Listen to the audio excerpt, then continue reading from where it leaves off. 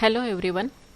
Last year we have studied Introduction to JavaScript, and this year we are going to study the Advanced JavaScript. In this third chapter we are going to study features of JavaScript, difference in between client-side scripting and server-side scripting, looping structures, DOM, inbuilt objects, and simple JavaScript programs. In today's session, we are going to study only features and difference in between client-side and server-side scripting. Before starting the scripting, first of all, let us see the concept of program. Here something will be repeated, as last year we have gone through all these things. But just revise this. First of all, program. Program is a set of instructions used to produce various kinds of output. Last year you have performed various JavaScript programs, and these programs are nothing but the instructions, and by using that programs or by that instructions you got the various types of outputs. Then next concept is JavaScript. JavaScript is interpreted scripting language. Interpreted scripting language means here whatever the program we are providing, that is in simple English structured program, it gets interpreted, that means it gets changed into the source code by using the interpretation method. Source code can be generated by using the interpretation method or compilation method. Interpretation method means the complete program gets executed and it gets debugged line by line. If your program is having 30 lines and in your program if there is error on 5th line, then unless and until you correct that error, you cannot execute that program furthermore. That is the interpretation. And second method of source code generation is the compilation. Under compilation, the whole program executes at a time, and whatever the errors are there, all that errors are displayed on a screen at a time. You can solve or you can correct any error in any sequence. That is the difference in between interpretation and compilation. Interpretation and compilation, these both things are used to create the source code. Next one is the initial purpose. Initial purpose of JavaScript is to make the web pages alive. Now let's see the features of JavaScript. First feature, JavaScript is lightweight scripting language. Now though it is the scripting language, but it is mentioned that it is lightweight. Mainly it is structured that it is said that whatever the scripting languages we are using, all that scripting languages are object oriented programming languages. But JavaScript is not completely object oriented programming languages. It does not support all the features of object oriented programming languages. Therefore it is known as lightweight scripting language. For JavaScript, no special software is needed. You know that last year you also typed your programs in Notepad and run it using the Internet Explorer. That means by using the default browser you can run your program, and by using the Notepad you can type your program. Then it supports event driven programming, so also known as object oriented programming language. Now what is meaning of event driven programming? Event driven programming means a specific event is given, such as click the button, double click, on key press, mouse on load, mouse over. All these are the events. Events means the actions, and by using that different actions further programming goes on. Therefore it is also known as object oriented programming language, but remember one thing, that it is not the complete object oriented programming language. It is lightweight scripting language. It is case sensitive. For example, if you have declared two variables color, then first variable may be in completely small letters, and in second variable you can change single character or all the characters of that color variable, and these two variables will act as two different variables. Then it helps browser to perform validation.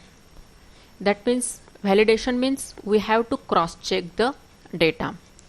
Whatever the data we are performing as an input while running the program in the browser, this JavaScript validates that data.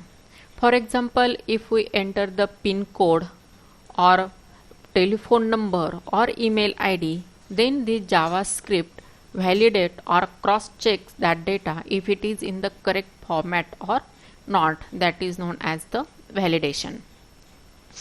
Then it handles date and time effectively. You know that simple HTML does not support time and date functioning. Therefore, we have to take the support of scripting languages, and this JavaScript handles date and time effectively. Here we can display the date difference, also the various activities related to date and time very easily. The next one, we can create new function within script by declaring function keyword.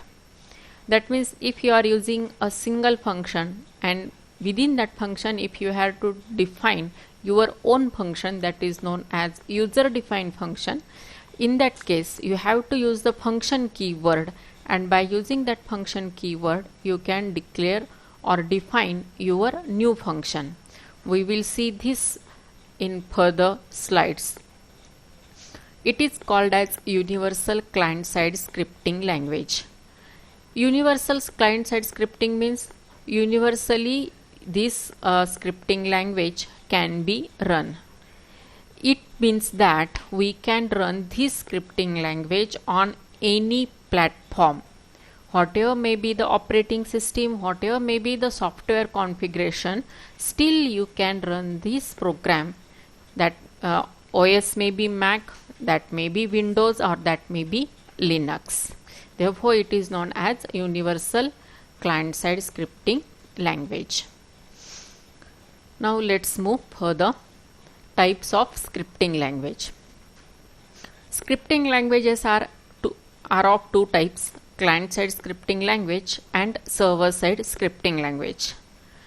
Scripting language programs which execute only on client, their programs are known as client-side scripting language programs, and the programs which run on the server and provides output on the client, that are known as server-side scripting language.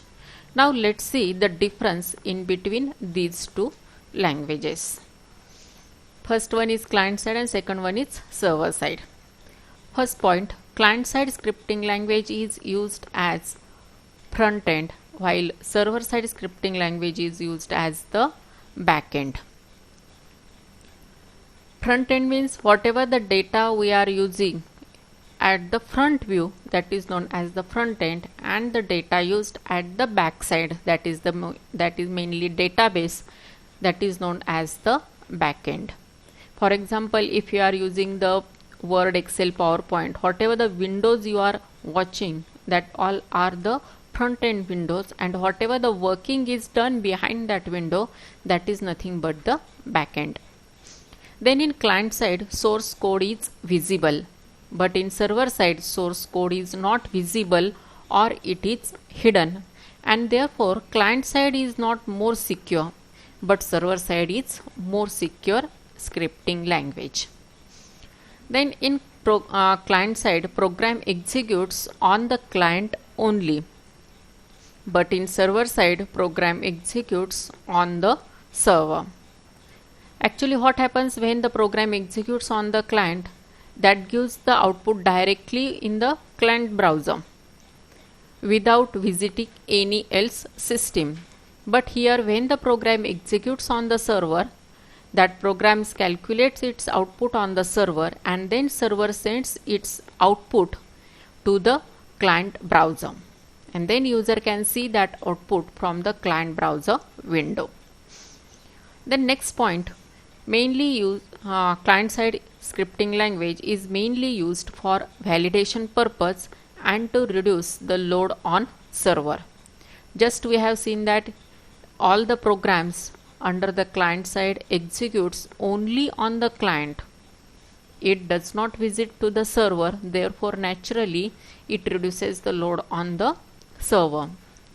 But in server side, mainly server side programming is mainly used in customizing the web pages and implements dynamic changes on the web pages.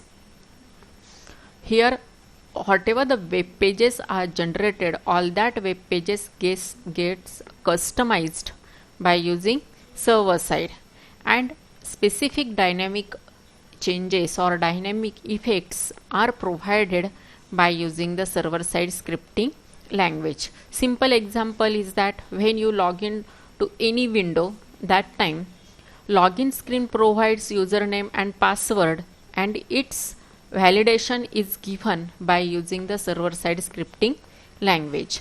Whenever we have to use the password or any secure information, that time we have to prefer the server side scripting language.